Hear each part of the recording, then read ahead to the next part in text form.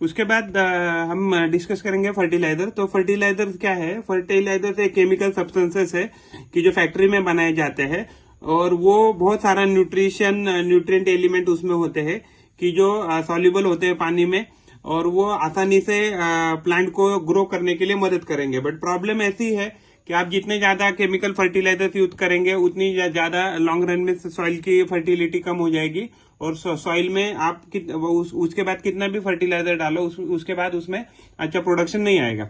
Manure क्या है? Manure actually natural आपके फर्टिलाइजर्स है जो आपको ऑर्गेनिक वेस्ट से मिलते हैं, and these are generally made on the farm. तो फार्म पे भी आप उसको आसानी से बना सकते हैं, और लेकिन उसमें प्रॉब्लम ऐसी कि उसमें लोअर कॉन्सेंट्रेशन का न्यूट्रिएंट होता है, और ये मैन्यूअर इनसोल्यूबल भी होते हैं पानी में, जिससे क्या हो जाता है कि उनका जो रेट है एब्जॉर्ब करने का वो स्लो है मिट्टी के साथ। तो इससे क्या हो जाता है ना कि जो प्लांट को जो न्यूट्रिशन मिलना चाहिए वो स्लो रेट में मिलता है। लेकिन अगर इन कॉन्ट्रास्ट अगर हम केमिकल फर्टिलाइजर्स की बात करें तो उनके जो भी न्यूट्रिएंट रहते हैं वो इजीली एक्चुअली वाटर सोल्यूबल होते हैं, और plant can easily grow with the chemical fertiliser. But अगर वही बात है कि अगर आप केमिकल फर्टिलाइजर यूज करेंगे तो रिजल्ट शायद जल्दी दिख सकते हैं, बट लॉन्ग रन में आपकी जो सॉइल है वो खराब हो जाएगी। इरिगेशन क्या है? इरिगेशन एक टेक्निक है to how to provide and supply water to the crops. तो वो at a different times interval आपको क्रॉप को पानी देना है या वाटर देना है, उसको ही आप इरिगेशन बोलते हैं।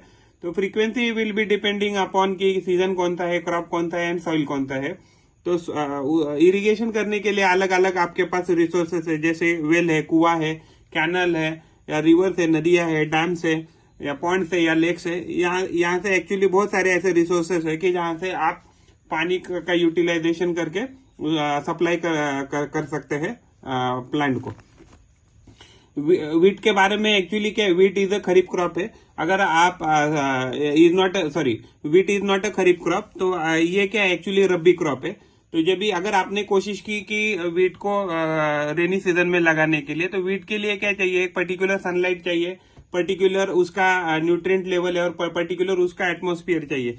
अगर आपने उसको ऐसे एनवायरमेंट में या ऐसे सीजन में ग्रो किया कि जब एक्चुअली रेनी सीजन है, तो there are very high chances कि आपका वीट क्रॉप प्रोडक्टिविटी देने के बजाय पूरे का पूरा खराब हो सकता है। उसके बाद कंटिन्यूस प्लांटेशन के डिसएडवांटेजेस है। तो कंटिन्यूस प्लांटेशन से क्या होगा कि जितने भी रिसोर्सेस है मिट्टी में अवेलेबल या सॉइल में अवेलेबल, वो सब प्लांट कंटिन्यूसली यूज करते रहेंगे, जिससे क्या हो जाएगा कि सॉइल का जो भी न्यूट्रिशनल वैल्यू है तो वो कम हो जाएगा। तो continuous plantation is not a good idea.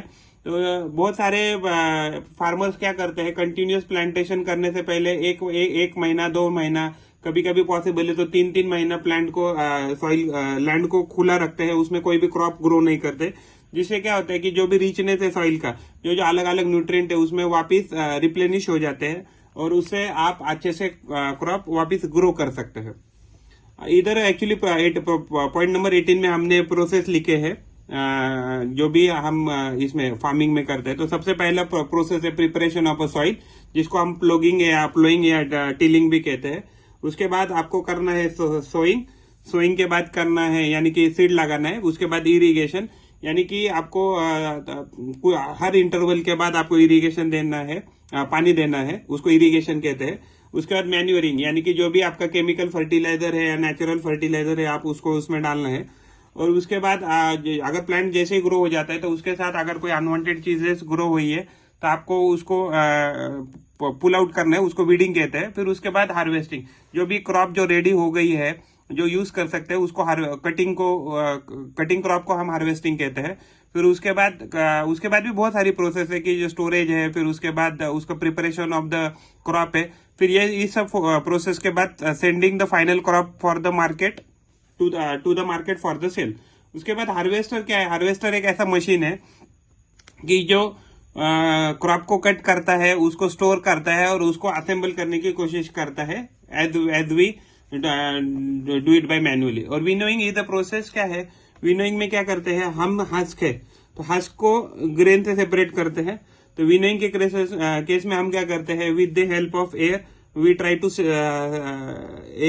to separate out husk from the grain, उसके बाद क्या है कि हर एक प्लांट के लिए एक सुटेबल वाटर की रिक्वायरमेंट है। अगर आप उससे ज्यादा पानी देंगे तो भी प्लांट खराब हो जाएगा, उससे अगर कम पानी देंगे तो भी प्लांट खराब होगा। तो नॉट ओनली वाटर बट अगर सनलाइट भी है, न्यूट्रिशन है, तो ऐसा नहीं कि आपने बहुत ज्यादा न्यूट्रिशन डालेंगे तो प्लांट बहुत ज्यादा ग्रो हो जाएगा। ज्यादा न्यूट्रिशन से भी कुछ उसमें बीमारी हो सकती है। तो ये सब जो भी एक्सपर्ट जो फार्मर्स है दे नोज एग्जैक्टली कितना रिक्वायरमेंट है पर्टिकुलर क्रॉप के लिए।